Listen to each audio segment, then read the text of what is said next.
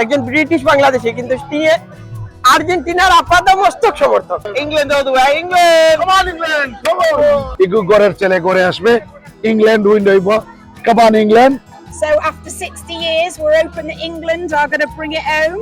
বাংলাদেশ বিশ্বকাপে নেই, একজন ব্রাজিল করতে পারেন কিংবা আর্জেন্টিনা করতে পারেন, কোনো সমস্যা নেই। কিন্তু সমর্থন করেন আর্জেন্টিনা, থাকেন ব্রিটেনে, এমন বাংলাদেশিরা পড়েছেন অদ্ভুত এক সমস্যায়। আপনি আর্জেন্টিনাকে সমর্থন করেন? হ্যাঁ, আমি আর্জেন্টিনাকে সমর্থন করি ছোটবেলা থেকে। আপনি থাকেন ইংল্যান্ডে, এখন তো ইংল্যান্ড প্লাস আর্জেন্টিনা। আমি যে আর্জেন্টিনা জিততে হবে এরকম না, কারণ আমি ইংল্যান্ডে থাকি, যেহেতু আমি ইংল্যান্ডের সমর্থন করি। যে টিম জিতবে আমার সাধুবাদ থাকবে, আমার অভিনন্দন থাকবে। আমি চাই এই দুই টিমের মধ্যে এনি টিম ফাইনালে জিতুক। যদি ইংল্যান্ড হয় ভালো হবে, বিকজ তারা ডিজার্ভ করে। অনেকদিন পরে তারা চেষ্টা করতেছে, দীর্ঘ 60 বছর তারা চেষ্টা করতেছে যে ফাইনালে যাবে, কাপ নিবে। এবং ইংল্যান্ডের দর্শকরা অনেক ফুটবল পাগল। তুমি যারা দেখতে ছোটখাটো খেলা হয়, অনেক দর্শক হয়। আসলে ইংল্যান্ড ফুটবল পাগল মানুষ। কথায় এখনো সিলেটি টান, কিন্তু দীর্ঘদিন ইংল্যান্ডে থেকেও ভুলতে পারেননি আর্জেন্টিনা টান। ইংল্যান্ড আর্জেন্টিনা যার হাতে কাপ যাক, প্রবাসী এই বাংলাদেশিদের তা ভালো লাগবে। তার মতো আরো অনেকেই মুখিয়ে আছেন ইংল্যান্ডের জয় দেখতে। ইংল্যান্ড হইল গিয়ে ফুটবলের জনক, রাইট?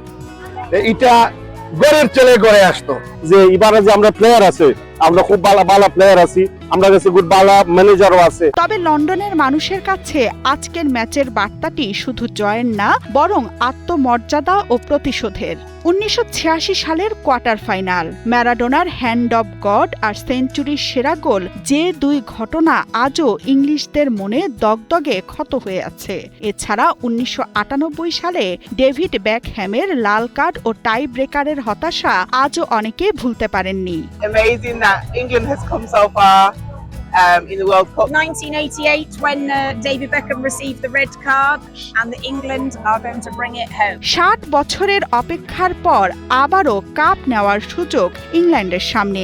বিশ্বকাপের মঞ্চে এর আগে 5 বার মুখোমুখি লড়াইয়ে ইংল্যান্ড জিতেছে 3 বার, আর্জেন্টিনা 1 বার, এছাড়া 1 বার ড্র হয়েছে।